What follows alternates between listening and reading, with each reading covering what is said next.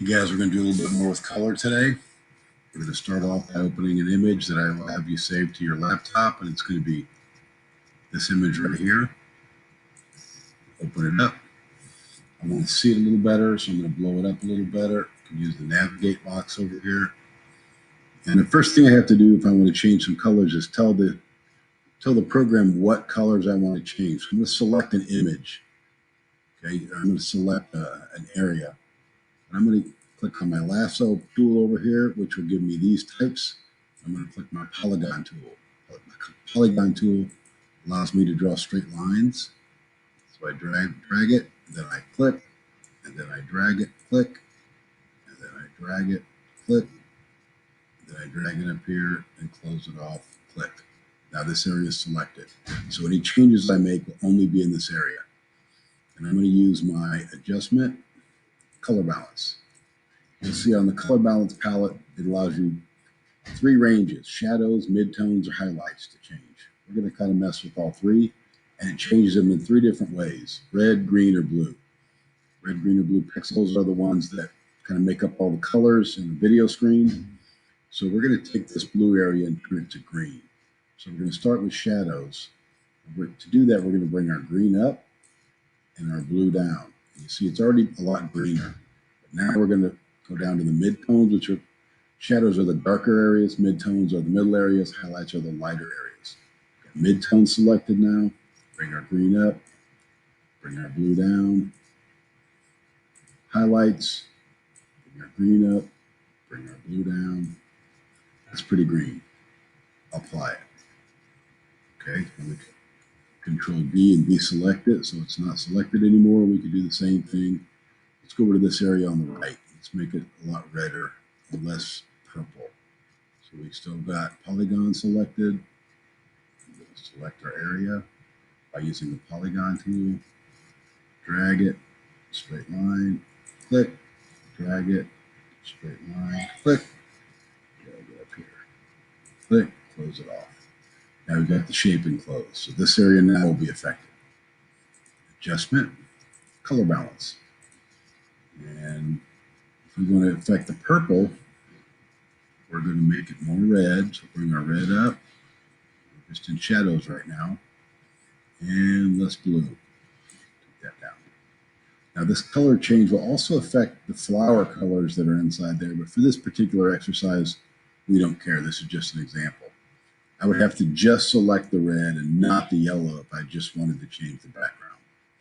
Let's move to midtones. More red, less blue.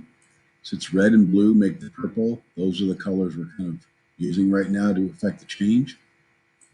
Highlights, red up, blue down, apply. And now it looks a lot more red. Control D to deselect it. Okay. Now, some other things we can do.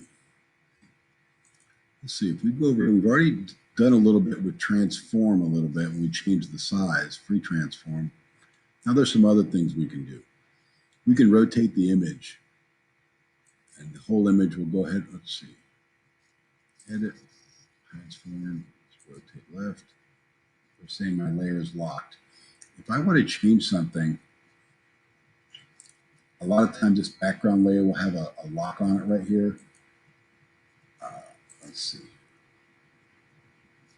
One way that I get around it, a lot of times I don't want to mess with the background layer because that's kind of the starting point. And if I make a mistake, I want to be able to go back and get my image back. So I'll go up to the top and I'll hit layer, duplicate layer. So now I have an exact copy of that layer, and this one's not locked. So this one, I like to leave this locked a lot of the time, the background, for that reason that I just mentioned. I'll take the check out so I can't see the background anymore. Now all I can see is the copy. And the copy I can do what I want with. So I'm going to say edit, transform, rotate left, and it starts to turn, edit, transform, rotate left, and now it comes all the way around. It's completely upside down and flipped around. Other things I could do is I could say edit, transform. I could flip it horizontally, so what was on the left is on the right, and vice versa. Or say edit, transform, flip vertically. And it kind of goes back to my original image. What I want to do with this, just for this assignment, is we're going to, let's flip it horizontally. So my red is on the left and my green is on the right, ones that I change. Another option I have is I could I could transform it. Let's see. Let's go free distort. Nope, we don't need this add. Get out of here. No, don't want to apply it yet. I'm going to get rid of this. There we go. Distort allows me to, here I can move it this way, whatever angle I want without just doing it 90 degrees each time to rotate it.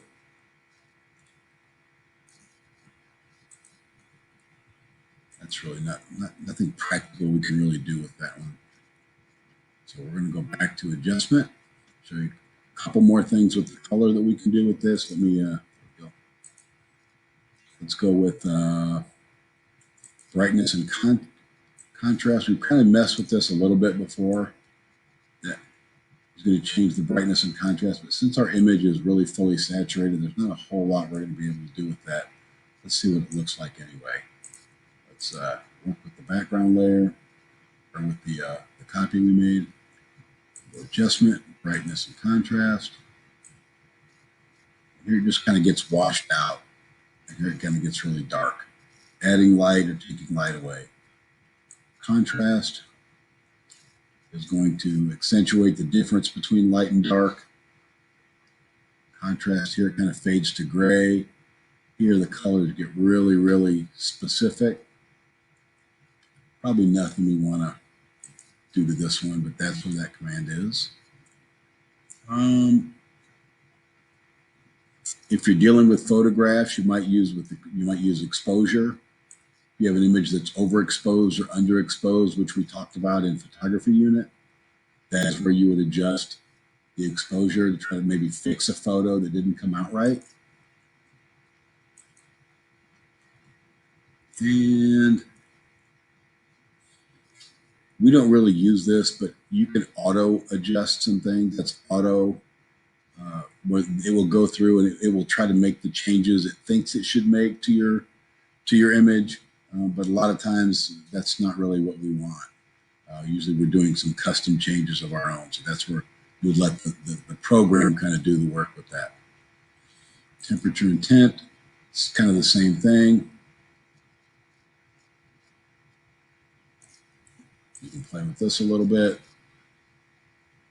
It all depends on what effect you're really trying to get here. I think what I'm going to have you guys do is we're going to crop it, and we're going to take the white out of it.